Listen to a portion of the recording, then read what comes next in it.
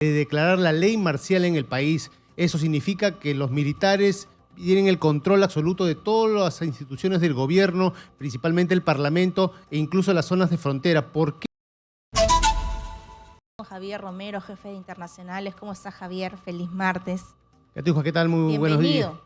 Muy buenos días, Catiusca. Sí, efectivamente nos vamos directamente hasta Seúl, que hace poco menos de una hora es escenario mundial de unos incidentes a raíz de la decisión del presidente Yoon Suk Yeol de declarar la ley marcial en el país. Eso significa que los militares tienen el control absoluto de todas las instituciones del gobierno, principalmente el Parlamento e incluso las zonas de frontera. ¿Por qué el presidente surcoreano ha decretado esta ley marcial?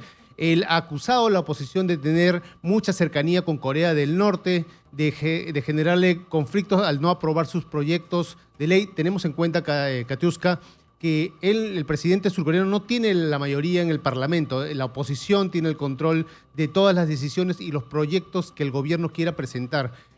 A raíz de esto, ninguno de sus presupuestos y específicamente hace unos días se presentó la ley del presupuesto para el próximo año y no ha sido aprobada la iniciativa del gobierno. El Parlamento ha aprobado un texto sustitutorio que con un presupuesto mucho menor al que había solicitado el Ejecutivo surcoreano. Y esto ha generado este enfrentamiento y estas acusaciones de alterar el orden democrático en Corea del Sur. Y por ello, a la medida, y como vemos en imágenes, Katiuska, son las imágenes del Parlamento, de la Asamblea Nacional de Corea del Sur, ya tomada por los militares que intentan evitar de que se pueda realizar una asamblea extraordinaria para vetar esta ley marcial. No lo han conseguido, llegaron a ingresar 190 parlamentarios y ya votaron de manera unánime aprobaron el veto a esta ley marcial. No se tiene aún la respuesta del presidente surcoreano a esta decisión del Parlamento, si va a tener efecto, si la va a negar, si la va a rechazar y va a continuar con sus medidas. De momento, todas las actividades políticas, manifestaciones, concentraciones están prohibidas en Corea del Sur, en todo el territorio surcoreano. La situación es muy tensa porque ya se está viendo también ciudadanos en las calles de Seúl manifestándose a favor y otros en contra de la medida del presidente Yoon Suk Yeol, Katiuska. Así es, según lo que veo aquí en la información de los medios internacionales, se puede proclamar la ley marcial en casos de tiempo de guerra, conflicto armado o emergencia nacional.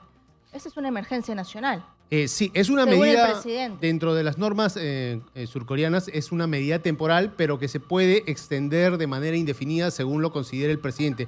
Y se activa al considerar que las instituciones no están cumpliendo sus funciones, no están logrando los objetivos de mantener la democracia y de respaldo a los ciudadanos. Y eso ha considerado el presidente, que el Congreso no está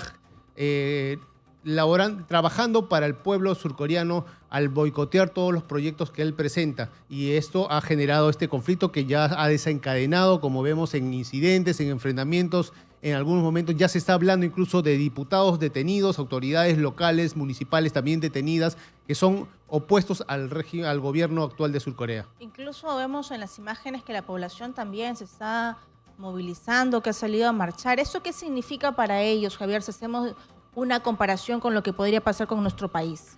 Hay una cierta similitud, Katiuska, teniendo en cuenta que este enfrentamiento entre el gobierno y la oposición ya surge desde hace 2 años, desde que llegó a la presidencia el actual presidente Yoon Suk Yeol. Precisamente le ganó en las elecciones del 2022 al líder de la oposición, quien es el que viene generando esta convocatoria masiva de ciudadanos, que tiene la mayoría en el Congreso y que hace unos minutos también se ha pronunciado y él ha desconocido como presidente ya al actual mandatario, ha convocado a los ciudadanos a salir a las calles, ha calificado de ilegal esa ley marcial y ahora vienen estas reacciones, estos incidentes. La aprobación del presidente surcoreano también es baja, no lo podríamos comparar tanto con lo de Dina Boluarte porque es un porcentaje del 24%, pero para Corea del Sur es demasiado bajo esa aprobación a la gestión del actual presidente, y estos conflictos con la oposición ya desencadenaron medidas más drásticas, radicales en todo el país,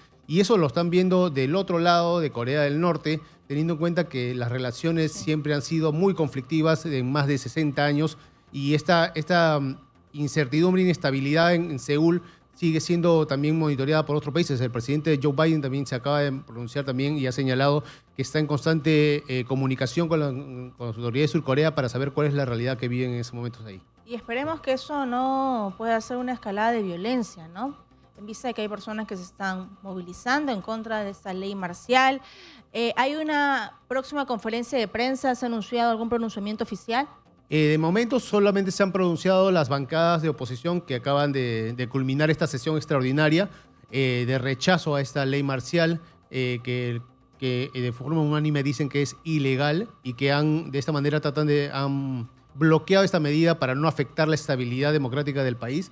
El presidente aún no se ha manifestado a esta decisión del Parlamento, pero sí hay cada vez mayor concentración de ciudadanos para mostrar su rechazo a estas medidas, que obviamente priva de todas sus libertades, sus derechos a la ciudadanía, no solamente al aspecto político, y que genera una inestabilidad en un país que relativamente no tenía muchos problemas y su mayor preocupación era lo que ocurría con Corea del Norte, con el clima que ya conocemos también históricamente, pero que esto también va a generar cierta preocupación a nivel internacional teniendo en cuenta los vínculos que hay con Occidente y con Europa también y la estabilidad que podría generar en todo el continente asiático.